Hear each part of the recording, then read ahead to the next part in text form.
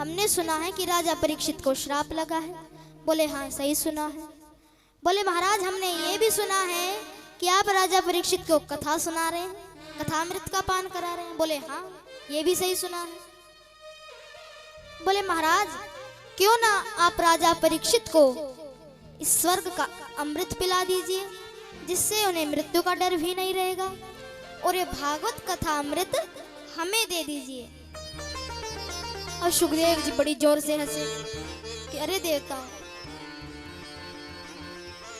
क्या कर रहे हो तुम, ये कांच दे रहे हो और मणि ले रहे हो। सुखदेव जी कहने लगे को सुधा को कथा लोके को काच को मणि महान। कहने लगे महाराज जैसे कांच और मणि की तुलना नहीं की जा सकती, उसी प्रकार तुम्हारे स्वर्ग के अमृत की और हमारे भागवत का अमृत की, इसकी भी तुलना नहीं हो सकती।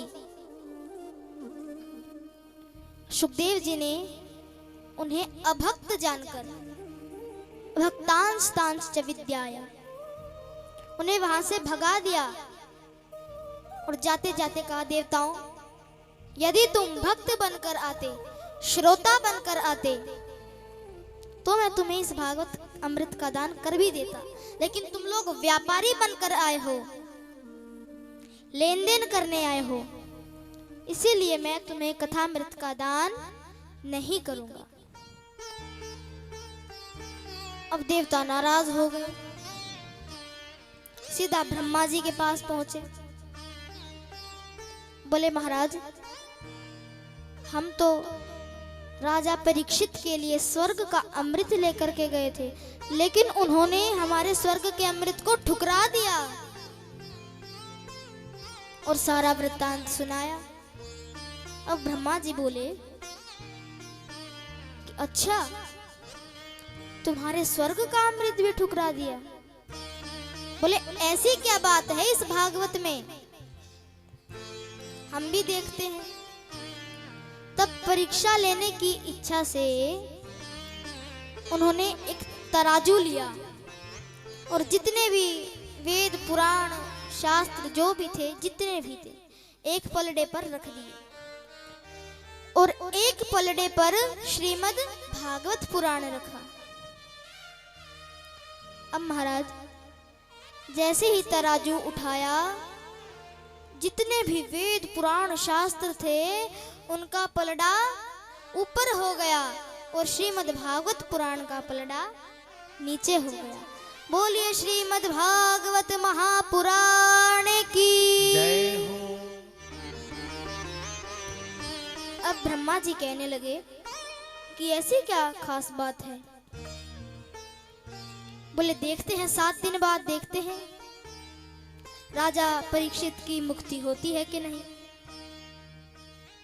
अब महाराज 7 दिन बाद ब्रह्मा जी ने प्रत्यक्ष अपनी आंखों से देखा कि राजा परीक्षित को मोक्ष प्राप्त हो गया है। अब तो महाराज ब्रह्मा जी ने भी सोचा वाह, कि तभी देवताओं ने घोषणा करवा दी। बोले क्या, मेनिरे भगवद् रूपम शास्त्रम भागवतम कलो। बोले महाराज इस कलयुग में साक्षात भगवान श्री कृष्ण है ये भागवत। अब महाराज